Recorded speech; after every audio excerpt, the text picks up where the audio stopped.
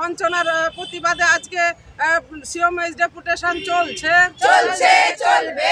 পশ্চিমবঙ্গ আশা কর্মী ইউনিয়ন জিন্দাবাদ জিন্দাবাদ জিন্দাবাদ। আশা কর্মীদের সরকারি স্বীকৃতির দাবিতে আজকের বিক্ষোভ মিছিল চলছে চলবে। প্রতিবাদ চলছে চলবে। মূলত আজকে আমাদের যে 5 দফা দাবি আছে তার মধ্যে প্রথম দাবি হচ্ছে আশা কর্মীদের রাজ্য সরকার কর্তৃক ভাতা ন্যূনতম 15,000 টাকা করতে হবে। আমাদের দ্বিতীয় দাবি হচ্ছে কর্মরত অবস্থায় মৃত আশা কর্মীদের পরিবারকে এককালীন 5 লক্ষ টাকা দিতে হবে।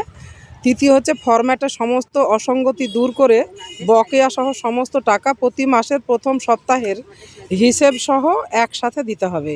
যে কোনো কাজের পারিশ্রমিক অর্ডারের সাথে দিতে হবে। পঞ্চম হচ্ছে আশা কর্মীদের জন্য সরকারি সমস্ত ছুটি দিতে হবে। আমাদের যেটা মূল আর কি দাবি সেটা হচ্ছে আমরা রাজ্য সরকার এবং কেন্দ্র সরকারের যে বাজেট পাশ হলো সেই দুটো বাজেটে আমাদের যে বঞ্চনা করেছে আর কি, সেই বঞ্চনার জন্যই আমরা আজকে পথে নামতে বাধ্য হয়েছি। এবং আমাদের আজকের যে দাবিগুলো বলা হলো আর কি, এই দাবিটা আমরা জেলা স্বাস্থ্য আধিকারিক সিওমএইচ স্যারকেই জানাবো। তো আমাদের এই দাবি নিয়ে যদি ওনারা চিন্তাভাবনা না করেন তাহলে আগামীতে আমরা বৃহত্তর আন্দোলনে যাব বলেই আমরা স্থির করেছি। বাংলা টুডে নাও।